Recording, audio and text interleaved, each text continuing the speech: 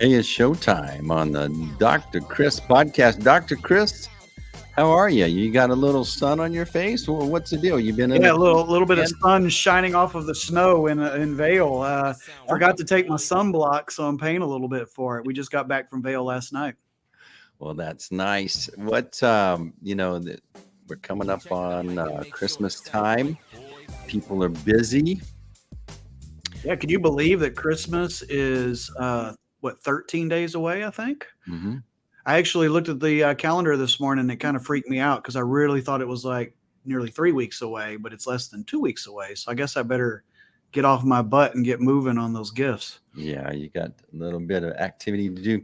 So today we're going to talk about hormones and energy and how they impact your energy or lack thereof. I'm going to run the intro and we'll see you back here in just a second. If you're like most folks Dr. Kris Fusterhausen works with, you're active, you want to take ownership of your health, and you want to age gracefully.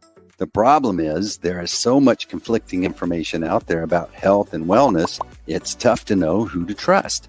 Most providers are limited by what insurance will approve, so it can seem like they're only able to help you manage your health decline with more meds. On the Dr. Kris Life Podcast, you'll learn how you can regain your confidence in your health journey. You'll learn helpful knowledge about programs, supplements, peptides, and hormones that Dr. Kris has used with thousands of patients just like you to help them crush their goals and be their best selves. So if you're ready to take charge of your health and are wanting to stay active and healthy so you can be a better parent, partner, or lover, then you're in the right place. Welcome to the Dr. Kris Podcast. All right, we made it through the intro. Look at us. We're like professionals on this. Yeah, we're getting it down. I don't know how many episodes this is. I'm sure we're coming up on 100 times we've done something. And let's not speak too big till we get through the whole episode, right? For sure. So, all right, hormones. There's a lot of conflicting information about hormones out there. The other thing is hormones impact men as well.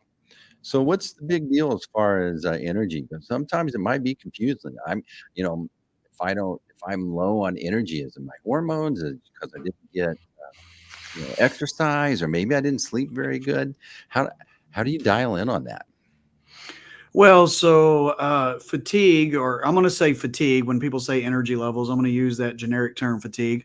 And wow, look at that. Then it just pops up. Super cool. Fatigue is basically that symptom that all doctors pretty much despise, because it can be so many different things, right?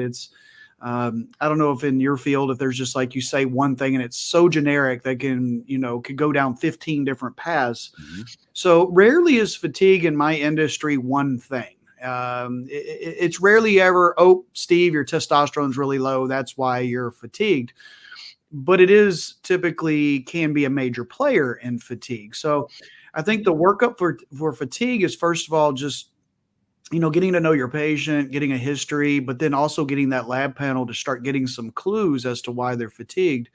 And I generally say fatigue, just the general lack of not feeling great is like A, B, C, and D actually equals fatigue. It's rarely just that one thing, like I just said.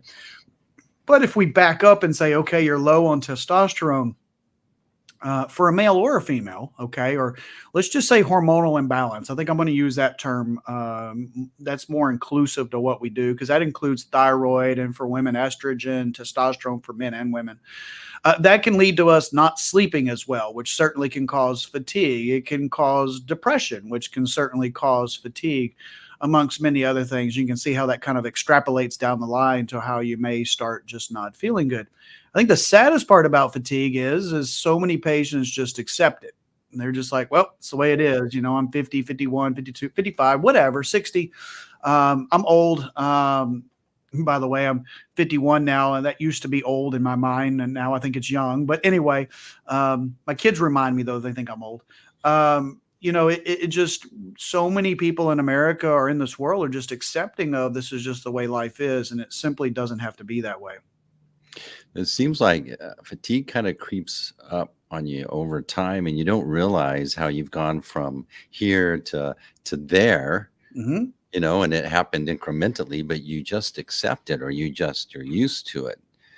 Yeah, I mean, it's really like a light switch, right? It's kind of more like a slow dimmer. Mm-hmm. It's just slowly dimming, and if it was like a light switch, we'd all be running to the doctor complaining the next day, like, "Oh my God, I feel horrible. What's wrong with me?" And that's why so many people are accepting of it. I believe is because it's just such a slow, progressive decline in how they generally feel that they kind of forget what it feels like to actually feel good.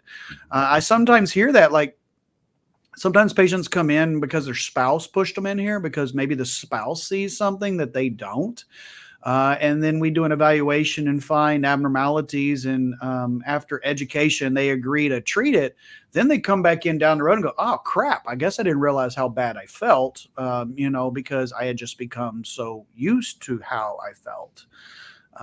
It's also something we run into down the road. Sometimes people also then feel good for a while, and sometimes they start to feel like they don't feel good, or that the hormones aren't doing anything per se because they get to feeling good all the time, and then for whatever reason they stop doing it, and then they generally come back into the practice within a few weeks because they're like, "Oh crap, now I remember what that felt like.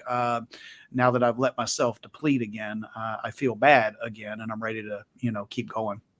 What do you see as like the top 3 or 4 things that folks come to you and they have this complaint in this category or something, and it somehow leads to um, the evaluation of your hormone levels? That'd be kind of cool to know. What are the kind of the common themes, and 3 or 4 of those that folks maybe listening would go, "Hey, I'm kind of in that one theme. Maybe I ought to get this checked out." Yeah, and as I always say, very rarely do two people come in for the exact same cause, right? They all have their own little reasons as to why they think, and because most of the time my patients find me, I don't find them. Actually, all the time, I guess. Right? I'm not out on the street corner saying come in with what is that, the tax guy that always has like the The little Statue of flipper. Liberty with a spinning sign, or the car. We have a car wash in town that does that too. You don't have the dancing thing out front. I've always felt like they better pay that person a lot of money, man, because that is a humiliating. Maybe they like it. Maybe they're an entertainer or something. But anyway, being serious, the most common things that people come in to see me for, which generally can be hormone related, is just lack of energy.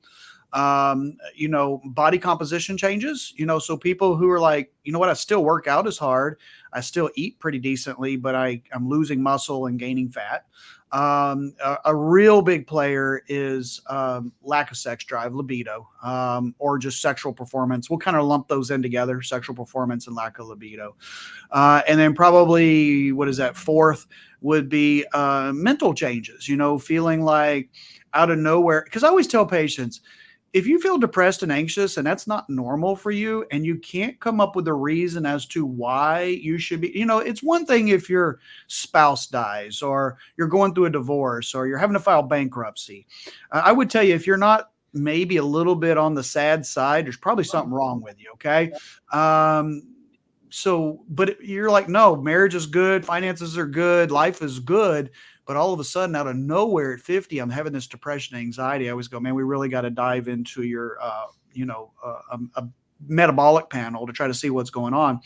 And then also just people who, I always joke, but they feel like they became ADHD at like 40 to 50, like no signs of it before, was able to do all of their tasks just fine. And now all of a sudden they feel like they need Adderall at 40 to 50, despite having the same job, doing the same things. That's another reason I always say, amongst many others, those are some of the reasons why we think we should be looking at a hormone panel on them. Yeah, this question was put in here. So it causes fatigue, but what are some other issues that it starts to impact other than the ones that you kind of discussed now? Well, let's talk about the most serious one that it probably impacts. And we've covered this before in different ways, but insulin resistance. Mm. So as hormones start to affect our metabolism, so I like to go back. I always tell patients, I've got, I've got kind of a few sayings like, muscle's a currency of aging. Metabolism is everything when it comes to our health, and insulin resistance is the one thing that you don't want to occur in your body. And the great thing, because insulin resistance leads to diabetes, and I always tell patients, besides getting cancer or something like that, the biggest way to wreck your life is to become a diabetic. And by the way, we're talking about type 2 diabetes, not type 1 diabetes. Type 1 diabetes typically is a lack of insulin production in younger patients. It's, when we get in our age range, it's type 2. And that's because we become insulin resistant.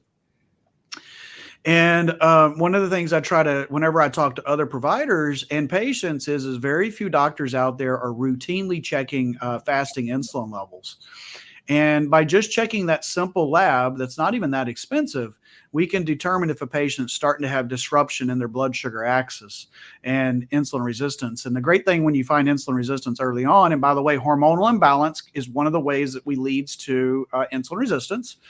We can fix those things very quickly and reverse that patient right back out of insulin resistance, completely changing their longevity for their health profile with chronic diseases, because we just simply know that people who are not insulin resistant / diabetic have a much better outcome down the road. You're at higher risk for everything if you're insulin resistant: heart disease, strokes, cancer, high blood pressure. So it all goes back to body composition, keeping your adipose stores low. What's one of the main ways we do that? Well, we've talked about, of course, fasting and eating better, but we also talk about hormonal balance.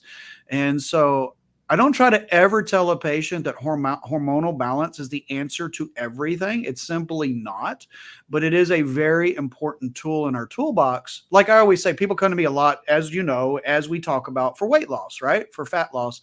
And they say, is hormonal balance or replacement a weight loss procedure? And I emphatically say, no, it's not. It's a tool for weight loss. This isn't a GLP-1 agonist, okay? That is a direct weight loss mechanism. It's making the brain downregulate our hunger and our appetite. Our hunger and our cravings, while also making us feel full at that same time. We're specifically going for fat burning and weight loss with that procedure. With hormonal balance, the analogy I always say, it's like a sports car. Pick whatever sports car in your brain that you might want to be given to you. It's like me showing up at your house and saying, Steve, I got a 2024 Corvette for you. That Corvette's cool if you actually put keys in it and drive it and have fun and enjoy it. It's a piece of junk if you just pull it into the garage and never even look at it or take it out. It's worthless to you. That's hormonal balance. You must then take that tool and use it for those things down the road. But with hormonal balance, let's say you don't do anything with it, you're going to feel better still. Women are going to lower their chance of dementia. We're actually lowering chance of strokes and heart attacks by replacing hormones in patients. Those are some of the myths that we hear. Women like to say, they've been taught that we're raising their chance of breast cancer, strokes, and heart attacks, which actually that's not true with bioidentical hormone replacement. Okay. We're actually lowering those things. So it's a safe thing. But as I've said on this podcast before, and sorry for rambling on, so many doctors still tell their patients that these things are dangerous, and they're simply not when performed in the hands of a trusted, knowledgeable provider. We're actually lowering those things. We're not increasing those things. And so that's kind of been one of my missions, especially with this podcast, is to make sure that people are out there who may be afraid of getting hormone replacement, actually because of these things they've heard, these myths, that they actually go see, I'd love them to come see us, but at least go see somebody that's knowledgeable in their area so that they can get proper treatment or at least proper evaluation. So the key word there is bioidentical hormones as opposed to? Yeah, BHRT versus animal-based hormones. The most common form of hormone replacement for females in the world is still Premarin and Prempro. And that is the basic compound, and that is estrogen, which is equine estrogen. They literally extract estrogen from equine urine. As I always joke, I have a slide that has a horse with a veterinarian that says human estrogen, and about to give it to the horse, and the horse got a little bubble that says, you're about to inject me with what? But I think that most ladies who take Premarin or Prempro do not have any clue that that's equine estrogen. And equine estrogen is similar to human estrogen, but it is not identical. So I saw a new patient today who actually didn't understand what bioidentical meant. So I think it's, I just assume everybody, and I'm not making fun of her because I think there's more people that don't understand what bioidentical means. And she thought it meant natural, but not identical. It actually means bio, natural from a plant, identical to what is in your body.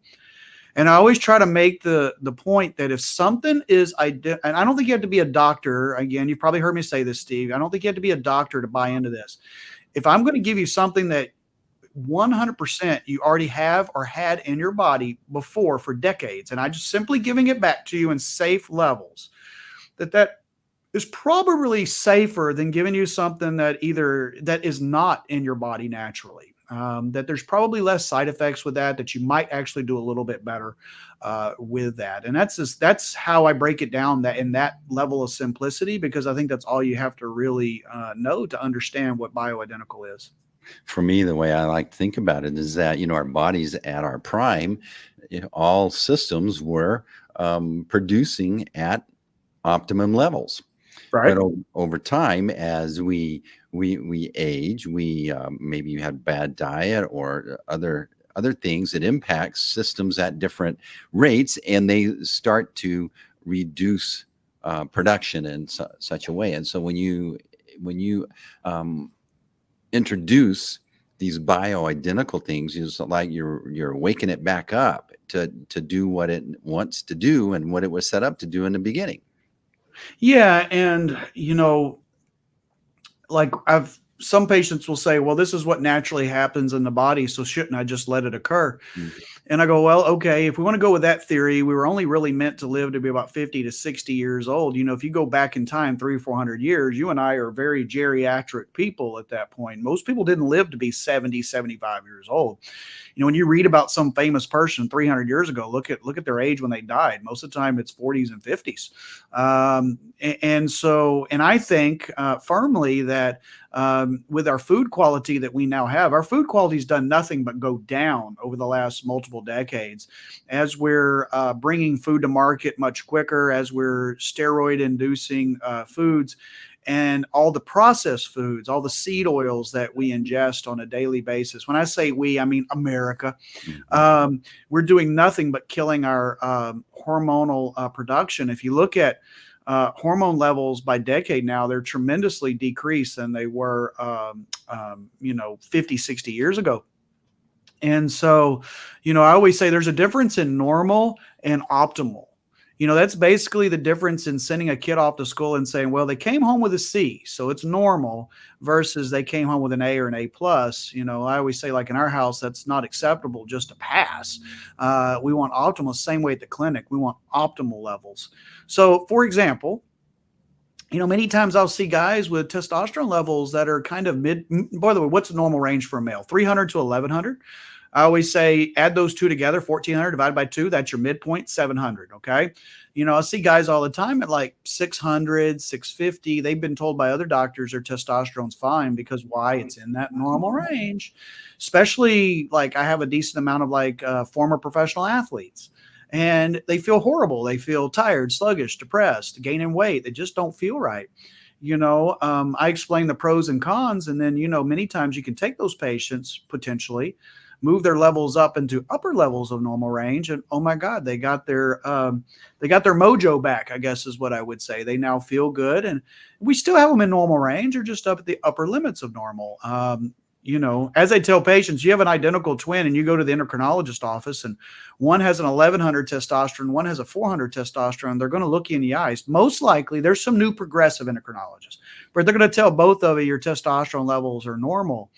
Well, I don't know about you, but 400, 1100 is a big difference. And so it's one of my beasts with testosterone levels.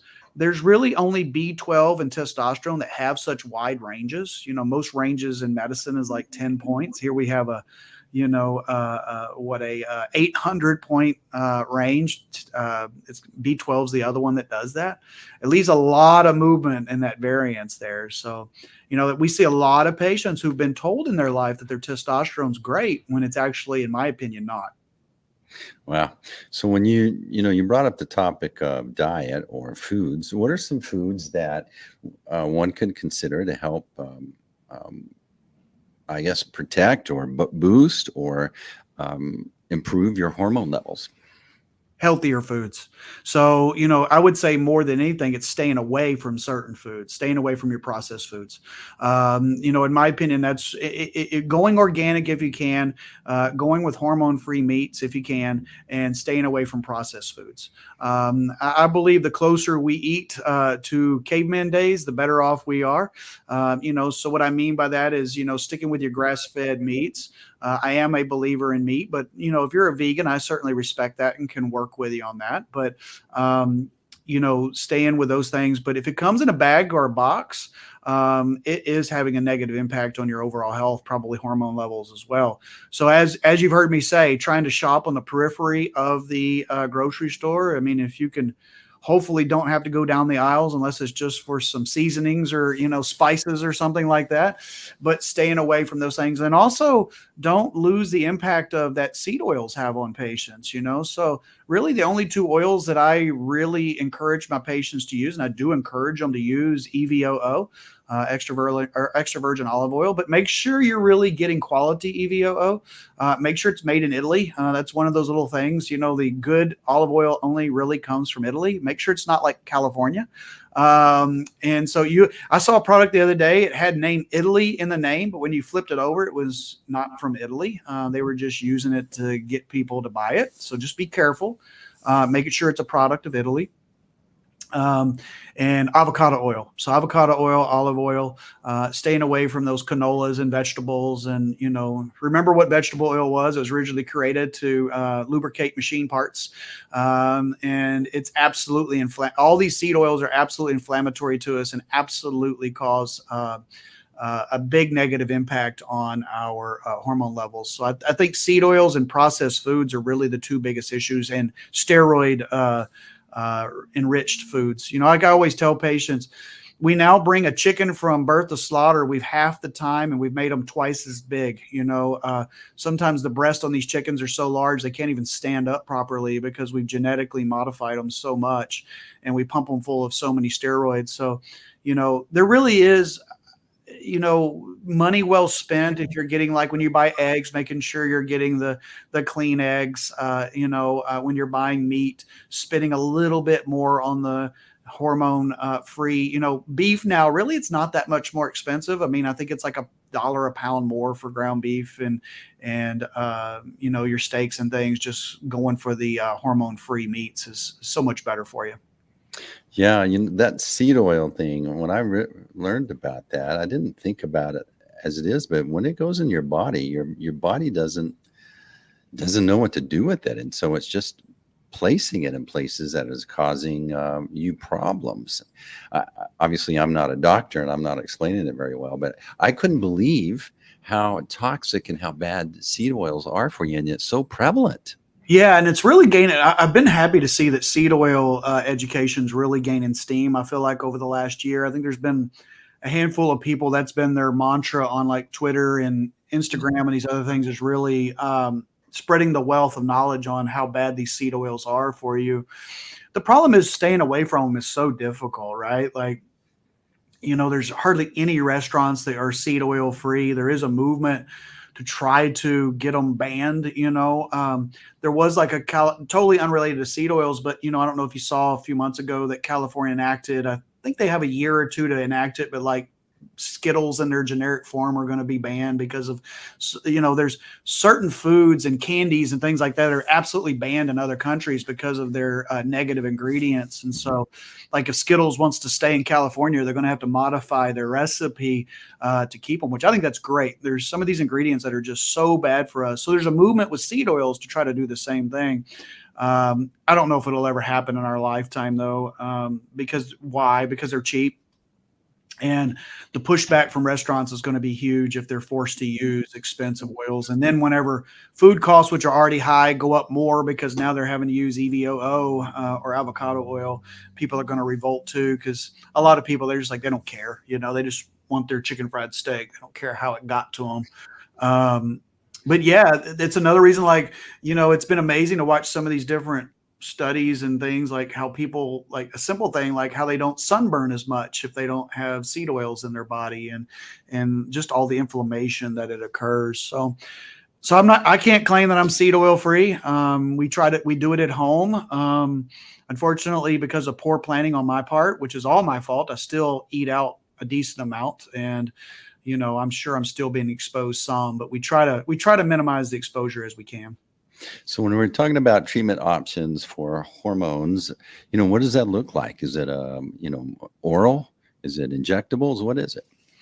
So there's basically three ways to really replace hormones effectively, and it's oral, transdermal, like anything through the skin. That can include gels, creams, patches, and injectable, and then pellets. Some hormones we don't believe that you can give orally, like estrogen, because of metabolism breakdown. And again, the most common way estrogen is given in the world is orally. Testosterone doesn't do well orally, although some people use it like that. It just gets absorbed incorrectly. Transdermal is probably the most common way, one of the most common ways. So, your gels or your creams, which that's fine.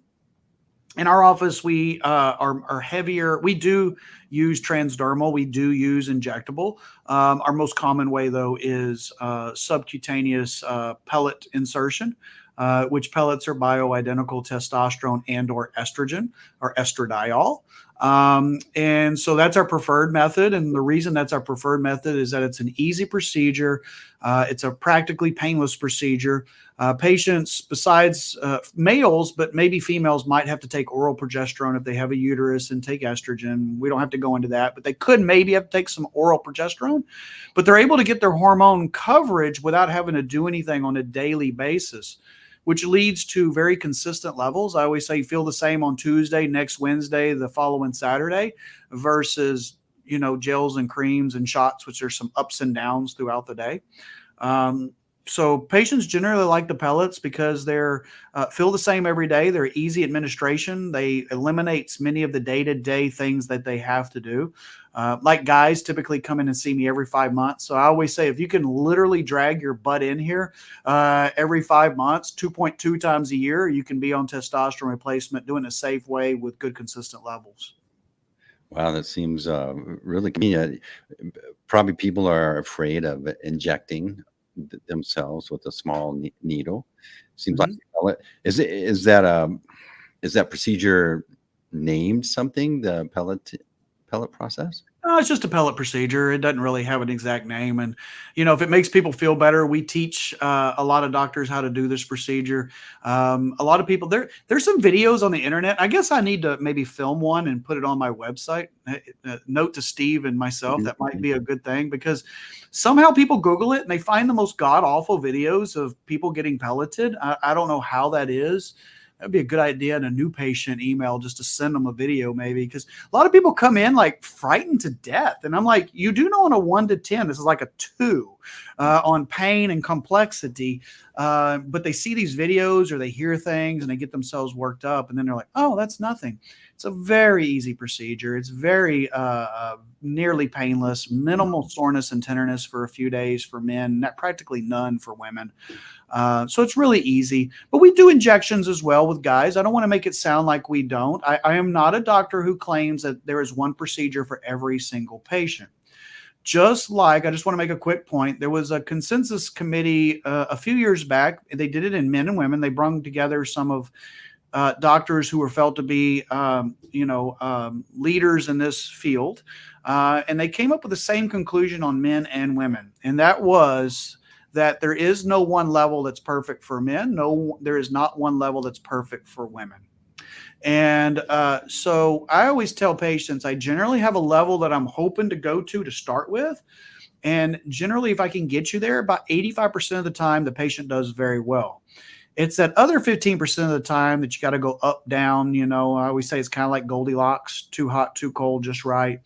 And that's where symptoms come in. A point I always make to my new patients, if anybody's listening that may come in, is I need labs to get you started, Labs after I have you on hormone are doing nothing for me other than making sure I have you in safe ranges. I don't make really adjustments based off of your labs. I make changes based off your symptoms, if that makes sense after that, because there's not one level that's perfect for every single guy or girl.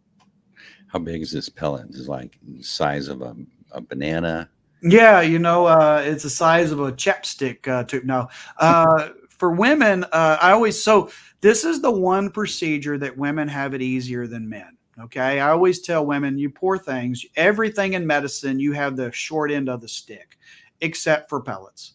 So guys generally get 8 to 12 pellets, and one male pellet is twice the size of all the female pellets together for one insertion. So female pellets get anywhere from 1 to 4, and altogether they're slightly bigger than a cooked grain of rice. Okay, so it's very small. Men's pellets are more of the size, a little bit less than a Tic Tac, and you get 8 to 12 of those. So men have, and why is that? Well, because we're raising the levels of testosterone much higher in men than we are in women. And generally men weigh more than women, and it's because it's weight based, it's gender based, it's baseline level based and activity based. So, but still very easy procedure, very, men will have a little bit of tenderness. I always tell them back in high school, it was a big thing when I was in high school, people would frog you in the leg, where they like take their thing and hit you. That's what it feels like. It feels like you got frogged on the butt cheek for 4 or 5 days, but it's not painful. It doesn't stop you from doing anything. It's just one of those things that is there for 5 or 6 days. And then, for girls, they basically have nothing. I mean, it's practically just the most minimal tenderness that they really don't even pay attention to. Probably because they're tougher than us anyway, but whatever. I always go tell guys, 5 to 6 days of soreness, and then you're done with hormones for 5 months. You can literally just come back in 5 months. You don't have to worry about it. It's super, super simple. So I've been listening to this. If someone's been listening to this, what's the best way to start this process to at least figure out, is that something that could help you feel more energetic?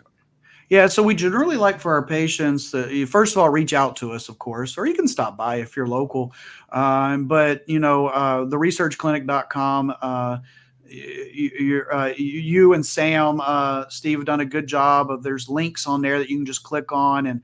And once you click on that, Lauren, my virtual employee, who many patients who've seen me before, she worked in my office for many years, she's now virtual, will reach out to you within just a few hours. Usually if it's during business hours, she's going to be reaching out to you really quickly. And she'll walk you through the process, or you can call us at 817-599-9902. It's got a lot of nines in it. But if you don't know that number, you go to researchclinic.com. It's on there. But the easiest way is through the website. We are really busy in office, and sometimes those calls can be a little harder to take. We like them to go through the website if they can, because Lauren isn't in the office getting bombarded with all the phone calls. She's at a nice calm setting at her house and can talk more. But feel free, you can stop by. So 3 ways: come in, call us, or go to the website, the preferred method. Yeah. All right. Great conversation as usual, Dr. Kris.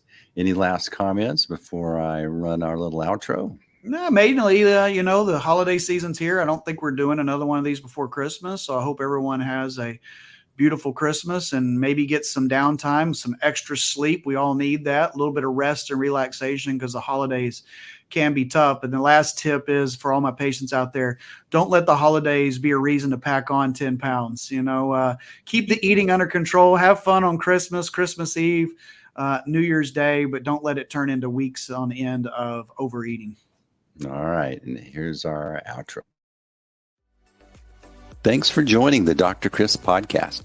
If you learned something today and you want to connect and get more information, visit our website, www.drkris.life, where you can find more great information or even schedule a time to learn how you can engage with Dr. Kris. Be sure to follow, like, share, and we'll see you on the next episode of the Dr. Kris Podcast. Done a good job this year, Dr. Kris, and I wish you and your family a happy holidays, and we'll see you soon. Same to you, Steve. Thanks. We'll see you. Bye.